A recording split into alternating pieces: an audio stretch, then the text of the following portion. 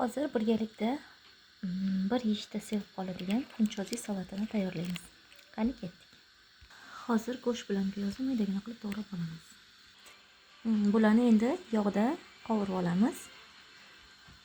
Mana kunchozini qaynatib olamiz. Go'shtlarni qovurib olamiz. Piyozlarni ham birga qo'shib qovurib olamiz. Qovurilish jarayonida soya ham qovuramiz. Qovrilish jarayonida bitta chesnakni to'g'rab solsak mazali ta'm beradi. Mana kunchozamiz tayyor, qaynab chiqdi. Endi buni pichoq bilan kesib olamiz.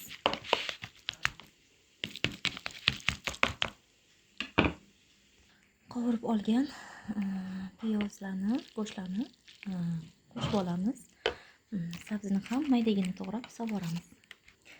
Mana sabzini ham soldim, aralashtiramiz birga. Bodringni ham to'g'rab maydagina to'g'rab solib aralashtirib olamiz. Mana endi pomidorni ham maydagina qilib to'g'rab solamiz. Mana azizlar, mazali kunchozimiz ham tayyor bo'ldi.